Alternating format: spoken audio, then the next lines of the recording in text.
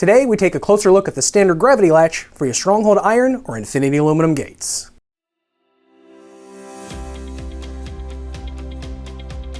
Hey everyone, Jason from Iron Fence Shop. Today I wanted to take a closer look at the components and installation of the standard gravity latch for your iron or aluminum gates. While not fancy, this little guy is the low-cost workhorse you'll find used on a wide array of gates. If you don't specify that you need a key-lockable latch, need to meet swimming pool code, or don't want a latch with handles, this will be the standard default latch we quote for your gates. A quick note on our gate hardware. We only sell these gravity latches with our gates. We do not sell them individually. While they may work with other gates, we only sell them with ours since we know they'll fit and function properly. Let's take a closer look at the gravity latch parts you'll receive.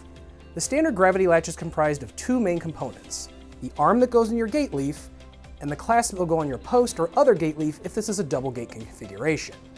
The unit does not come with screws to mount it, since our supplier sells these for not only iron and aluminum gates, but also wood, vinyl, and composite as well. However, both the larger number 14 screws that come with our iron fences and the smaller number 8 screws that come with our aluminum fences will both work to mount this latch. You can also use your own self-tapping screw in a different size if you like, but be sure it's at least 3/4 inch long. Now let's take a look at how the gravity latch is installed on the posting gate. What I have here is our gravity latch mounted on some small pieces of 2-inch post to simulate our post and gate frame.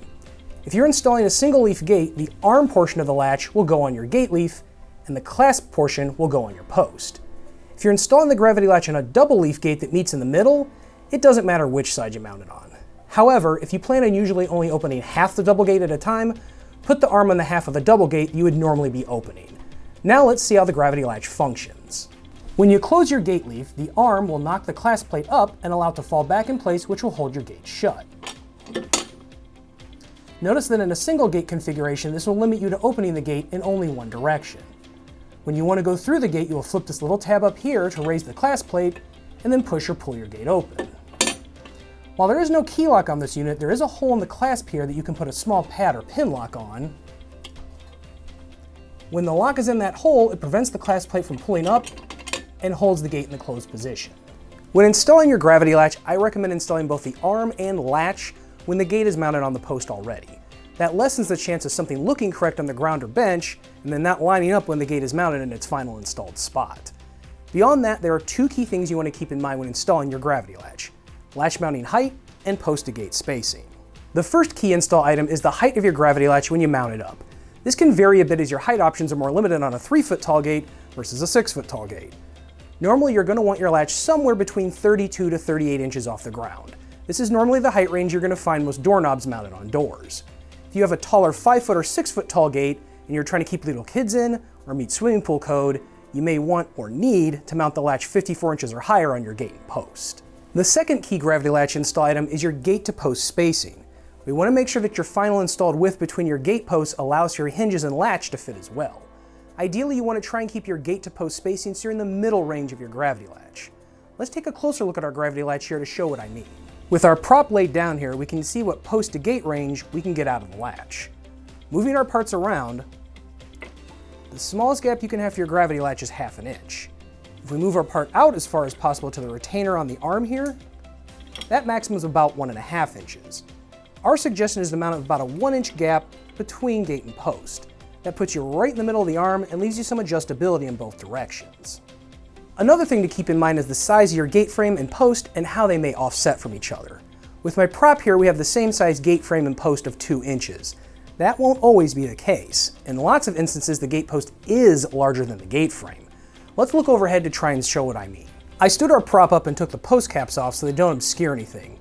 You'll notice when we have the same size gate frame and post that the bend in the latch arm lines up cleanly. However, let's say this 2-inch gate post is now a 3-inch gate post. If we keep the gate centered on the now larger latch post, that now pushes the face of our post out like this. Notice how the gate is now slightly angled to latch? For a slight difference in frame to post size, that being a little angled isn't a big deal and won't be noticed by most folks.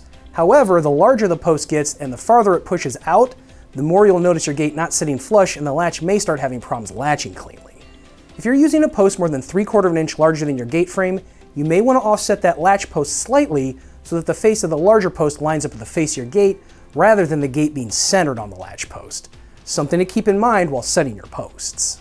A final tip on installing your gravity latch with those self-tapping screws. I highly recommend the use of a punch to mark where you want the hole and drilling smaller pilot holes first.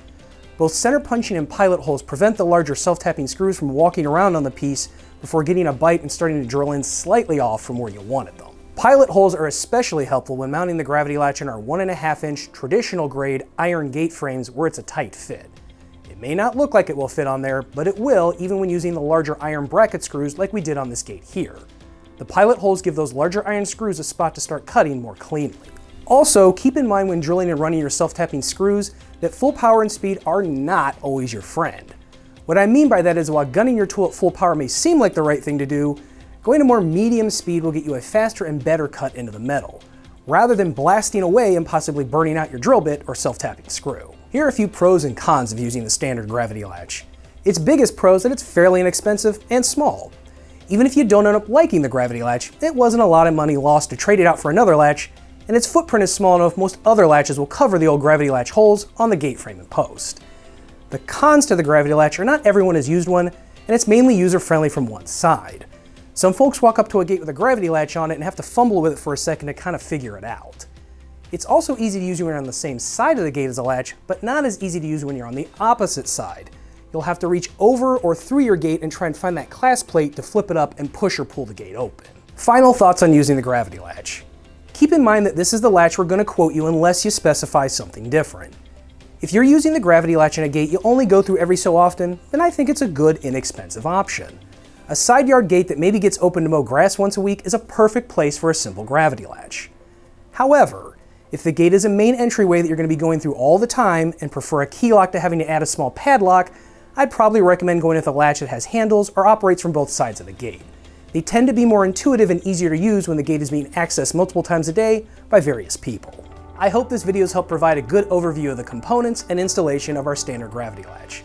Be sure to check us out here at ironfenshop.com. Want a little more robust latch that is user-friendly with a key lock? Check out this video we did on the Ornamag latch option. If you have any other questions, you can shoot us an email at sales@ironfenshop.com or give us a call at 800-261-2729. We look forward to hearing from you.